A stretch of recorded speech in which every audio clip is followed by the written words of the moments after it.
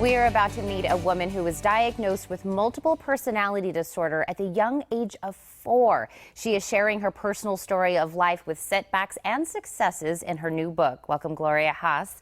Gloria, thank you so much for being with me. I think this is such a very interesting topic that you're sharing with everyone. Kind of tell me about your diagnosis and how you came to have multiple personalities. Actually, I wasn't diagnosed till last year. Oh. And at age 59, but they found through the integration of one of my personalities that she actually was created when I was 4 years old. Okay. So you were diagnosed recently, right, but they're finding that age 4 is kind of when it started? Right, and the last alternate personality, I was age 30 when he was created. So I had 3 male personalities and 10 female personalities. Okay, I know you said you were just diagnosed last year. How did you deal with this leading up to the diagnosis? Well, you know how you sort of wonder how you get from point A to point B? Or when people come up to you and start calling you by the name of Julie or Lori, I'm like, that's not my name. Right. Or you go into your closet and going, when did I buy this? Wow. Or some people think this is funny, but it's actually very scary. On 2 separate occasions, I woke up in a strange man's bed, and the last thing I remember was one time taking a bath and the other time brushing my teeth going to bed. Wow. And the next day I wake up in a strange person's bed going, you know, my clothes are on the floor, and It's like, how did I get here? And I'm thinking, you know, what's going on? And go to my doctors, and they're like, you're just doing this to get attention. And it was very, very, you know, scary, and especially one time when you go out and you can't find your car. Right. And you're on a side of town you've never been on before. So it's like, okay, which way do I head once you find your car? And it just becomes a lot of crazy making. And it's you know, it's just then I just started withdrawing into myself and not really telling people because no one believed me. Is that why maybe you decided to write a book about this? Because maybe, there may be somebody else out there feeling the same way you felt?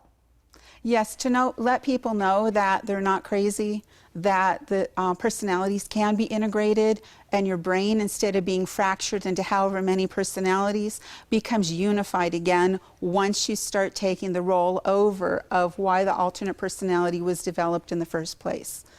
And it comes through the way how they're developed is through people who are highly creative and highly intelligent, and all of a sudden they're under abuse, trauma, or terrorization in their home, but only when their brain says, I can't live through this, I'm going to die, I need an army to help me. So the brain starts fracturing off and developing an army to help the person.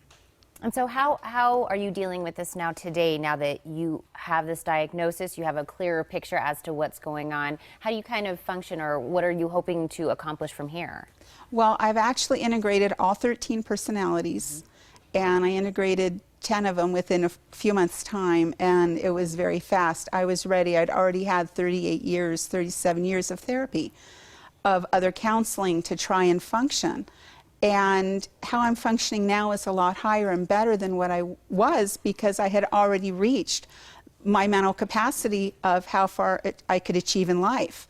And it was frustrating not to be able to go any further. So my hope is to let people know there is life with it, because some people aren't ready to deal with the trauma and abuse, and to let them know that when you start going through therapy, they're memories. It's not as bad as when you actually went through the trauma. And so if somebody is maybe in the same boat you were, where doctors are saying you're looking for attention, or this isn't, you know, a real thing, what should they do, or what advice would you give to someone that's just very confused or finds themselves, kind of like you said, you know, becoming an introvert because they don't know what to do? Well, the first thing, to make sure there's nothing neurologically wrong, have your doctor send, you know, to a neurologist, have an MRI and an EEG done. Make sure there's nothing organically in the brain that is misfunctioning or misfiring, because a tumor can also cause similar incidences with delusions and hallucinations.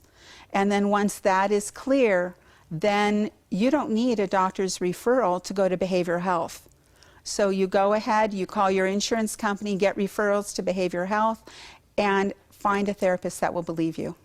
I think this is amazing. First off, amazing that you're sharing your personal journey, and also that you're putting it into a book that hopefully will help somebody else in that same, position, or just open up the fact that people just need to know more about this. And like you said, be a little bit more aware of where you're coming from. So that's very courageous. I want to thank you. Thank you. Oh, absolutely. I'm going to tell everybody where they can get this wonderful book, Gloria. To learn more about living with multiple personalities and to get your own copy of the book, log on to gloriahass.weebly.com.